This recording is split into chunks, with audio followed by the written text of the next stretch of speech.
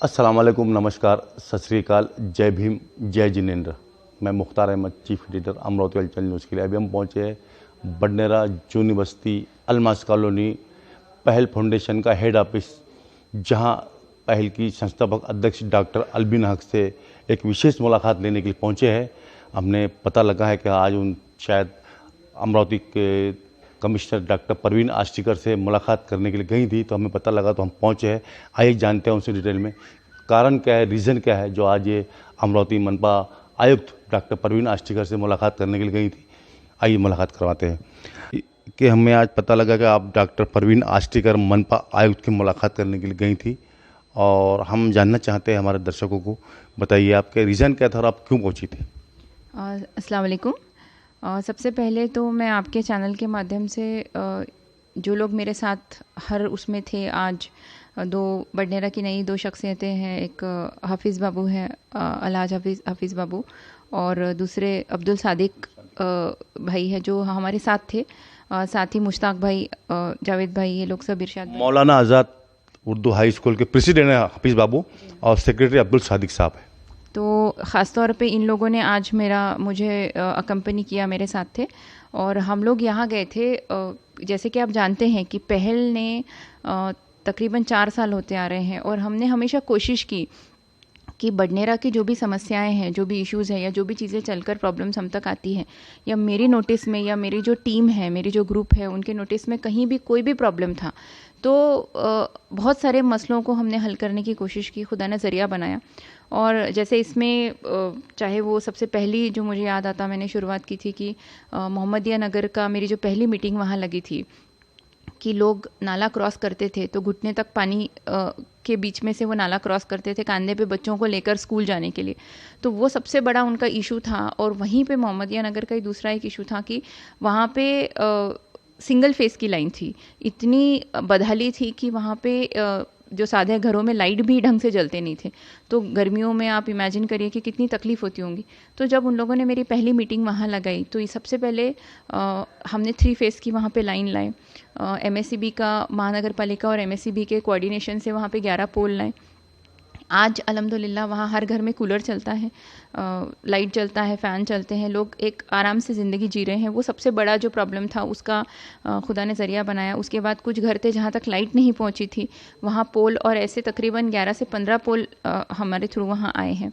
इसके अलावा एक चीज़ थी कि जैसे क्योंकि वहाँ पे हम पुल नहीं बना सकते थे, तो एक तात्पुरती व्यवस्था जिसको हम बोलते हैं टेम्पररी अरेंजमेंट के तौर पे हमने वहाँ पे एक बड़ा जो PVC का इसका सीमेंट पाइप लाकर वो नाले के बीच में डालकर और उसके ऊपर से जो कनेक्टिविटी बनाने की कोशिश की, उसके ऊपर मुरुम वगैरह डाल के, और अलमास नगर को, ये मेन बस्ती है 80 फुट रोड को हमने मोहम्मदिया नगर से ऐसे कनेक्ट किया कि आराम से वहाँ से लोग आ जा सकते थे। और वहाँ से जो तकलीफ़ें थी, यानी वो हमारा एक टेम्पररी सोल्यूशन था।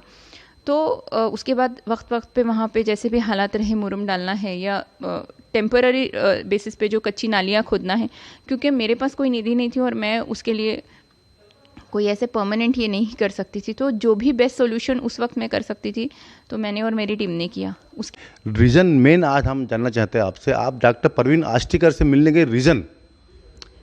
देखिए, मेन ये था कि इन सारे कामों के चलते, जो टोटल सारे काम है, इसके चलते एक ये था कि जैसे मैंने आपको बताया कि मोहम्मदिया नगर पे हमने जो पाइप डाला था, वो पाइप के अलावा वो एक टेम्पररी सॉल्यूशन था। जैसे जब से कब्रिस्तान का काम किया उसके बाद एक कॉन्फिडेंस आया कि हाँ, अभी हम और भी चीज़ें कर सकते हैं। थोड़ा सा उस मामले में स्टडी की तो मुझे ये समझ आया कि विकास निधि एक हेड होता है महानगर पालिका का, जिसमें आप DP रोड का प्रपोजल डाल सकते हैं। तो DP रोड के ऊपर पुल ये बनना, तो आज जो हमने एक निवेदन दिया उसमें मैंने ये मेंशन किया कि 80 फुट DP रोड जो है उसके ऊपर ये जो टेम्पररी अरेंजमेंट है, ये टेम्पररी अरेंजमेंट ना होते हुए इसके ऊपर कंक्रीट का पुल बनाया जाए।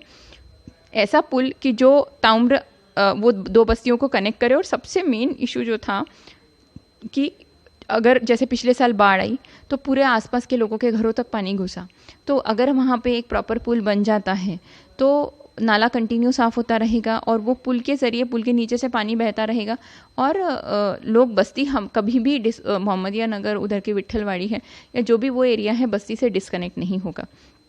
तो ये एक चीज़ थी। साथ ही हमने एक प्रपोज़ल और दिया, वो ये था कि चंद्रानगर MIDC रोड का जो चंद्रानगर का बोर्ड है वहाँ से लेके तो कॉर्नर तक जहाँ वो नाले को अटैच होता है तो वहाँ तक के सीमेंट कंक्रीट का रोड बनाया जाए, क्योंकि वहाँ पे एक तो बहुत घनी बस्ती है, लोगों को बहुत दिक्कत और सभी समाज के लोग रहते हैं। जैसे इधर आप चंद्रानगर साइड जाएंगे तो वहाँ बहुत सारे अदर कास्ट पॉपुलेशन है, इधर बहुत सारी मुस्लिम पॉपुलेशन है, तो दोनों को राहत होनी चाहिए।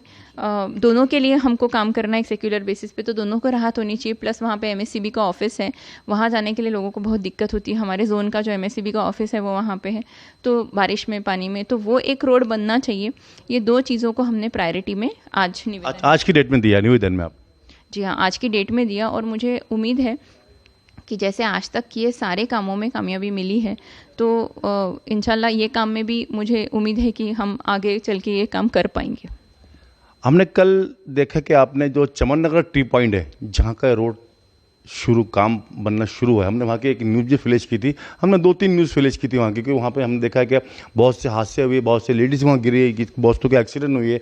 हमने वो न्यूज़ फ्लैश करने के बाद में एक मुद्दा उठा, जिसका मतलब हम श्रेय देना चाहते हैं पहल के अध्यक्ष डॉक्टर अलबिन हक को, जो उस मुद्दे के ऊपर आपने बात की और उसके बाद में ये रोड का काम शुरू हुआ। कल हमने देखा शायद आप वहाँ विजिट मारने के लिए गई थी, उसके बारे में बताइए।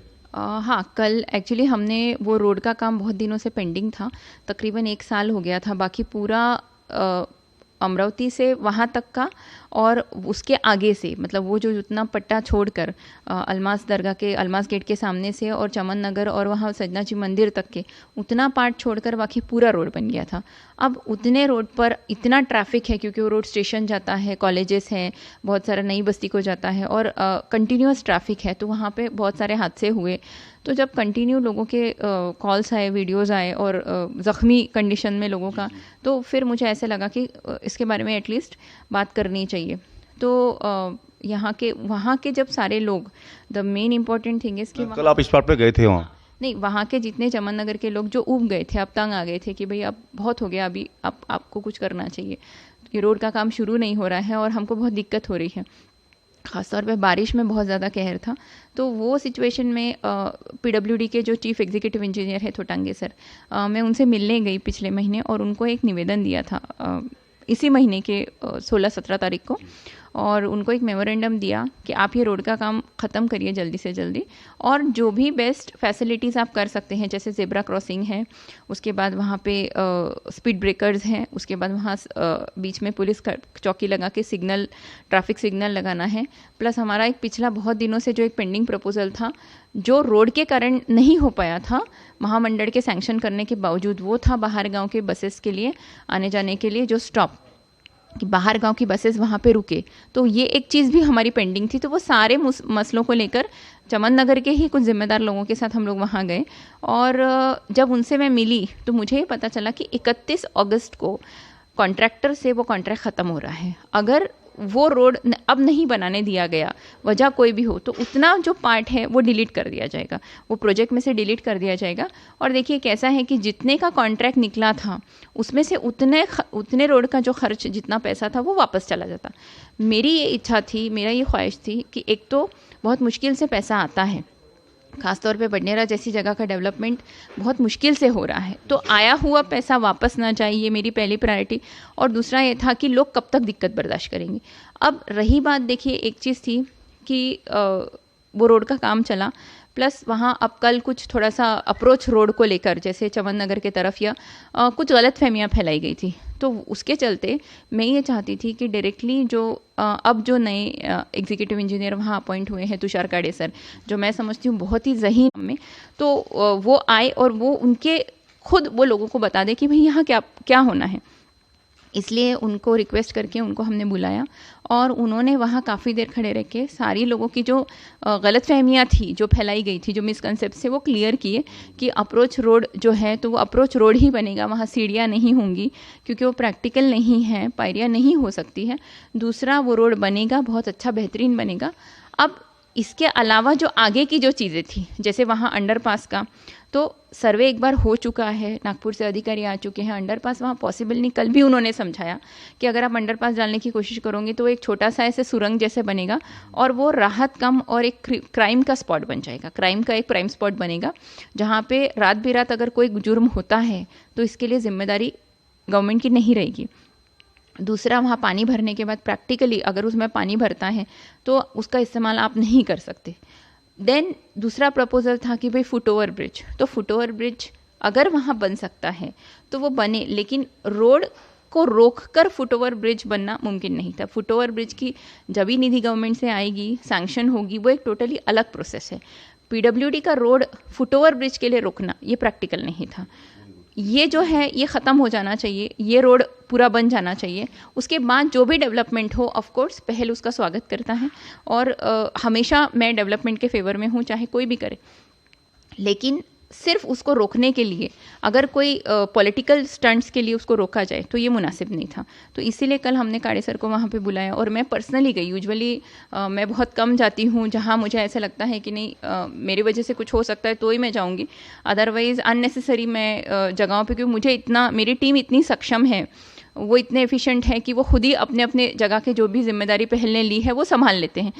जहाँ मुझे जाना पड़ रहा है तो वहाँ जब कोई इशू आता है, कोई प्रॉब्लम आती है, मैं जाती हूँ और वहाँ पे फिर काड़े सर ने ये सारी चीज़ें क्लियर की और इस कमिटमेंट के साथ तो मैं इनफैक्ट आज इस मौके को का थोड़ा सा फ़ायदा लेते हुए पीडब्ल्यूडी के जो चीफ एग्जीक्यूटिव इंजीनियर हैं थोटांगे सर और तुषार काड़े सर की, जिनके पास जब से ये मैटर आया है मैं बहुत खुश हूँ, क्योंकि वो एक बहुत एफिशिएंट इंसान है जो ये चीज़ को बहुत सक्षम तरह से करेंगे।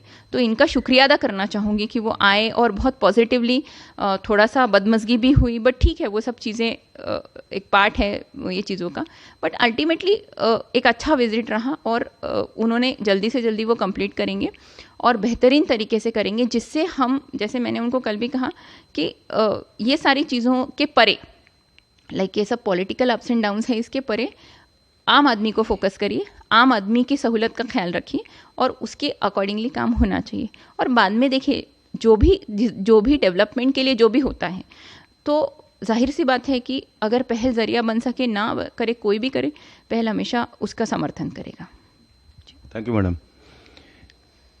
अभी कृष्ण जन्माष्टमी का सप्ताह चल रहा है, तो मैं चाहूँगा हमारे हलचल के दर्शकों को आप कृष्ण जन्माष्टमी की 2 शब्द। सबसे पहले तो आपके चैनल के माध्यम से मेरे जितने भी हिंदू भाई हैं जो भगवान कृष्ण को मानते हैं, तो एक ये बोलूँगी कि जैसे कंस के विरोध में और कौरवों के विरोध में कृष्ण ने पांडवों का साथ दिया था, वो मुट्ठी भर थे बट उनका साथ दिया था, तो कहीं एक एग्जाम्पल की तरह अच्छाई को समझना सीखिए। कृष्ण भगवान सिर्फ एक भगवान नहीं थे, बल्कि लोगों के लिए गाइड थे, एक गुरु थे और उनका शिष्य अर्जुन जैसा शिष्य उन्होंने तैयार किया था। तो कहीं ना कहीं इस चीज़ का अनुकरण करते हुए भगवान कृष्ण ने यही कहा है कि कभी भी अच्छाई को समझो और मुखालफत कितनी भी हो उसके खिलाफ आवाज़ उठाओ और ऊपर वाला है तुम्हारे साथ। जब भी तुम अच्छाई का साथ दोगे तो ऊपर वाला हमेशा तुम्हारे साथ है। यही मैसेज जो एक बहुत अच्छा वो चीज़ें हमको सिखाती है। या प्रसंगावर माझे जेवढे हिंदू बांधव आहेत त्यांना कृष्ण जन्माष्टमीची खूप खूप हार्दिक शुभेच्छा। धन्यवाद। Thank you. ये थी हमारे साथ में पहल फाउंडेशन की संस्थापक अध्यक्ष डॉक्टर अलबिन हक। मज़हब नहीं सिखाता आपस में बैर रखना, हिंदी है वतन है हिंदुस्तान हमारा, इसी तरह से सब धर्मों को इज्जत देना, मान सम्मान देना, वो पहल मतलब एक खून में मतलब एक क्वालिटी है। और अभी उन्होंने हमने खास तौर से उनसे कहा, क्योंकि अमरावती हलचल न्यूज़ चैनल सभी समाज को, सभी धर्मों को लेकर चलता है और सभी फेस्टिवल की मैडम शुभकामनाएं देती है, तो हमको ऐसा लगा कि कृष्ण जन्माष्टमी है तो उसकी शुभकामनाएं होना चाहिए। उन्होंने अपने दिखा दी कि मतलब पहल किस स्टेप पे काम कर रहा है। और ख़ासतौर से अमरावती हलचल न्यूज़ चैनल सच्चाई दिखाने के लिए पीछे नहीं हटता है। और हमने जो आज मैडम की जो अलबिन हक की बाइट आप फ्लैश करिए और किसी को कोई दिक्कत हो, कोई प्रॉब्लम हो, तो वो भी हमसे आके कांटेक्ट कर सकता है, मिल सकता है और हमें बाइट दे सकता है। उसकी सच्चाई हम आगे तक पहुंचाएंगे और दिखाते रहेंगे। हमारा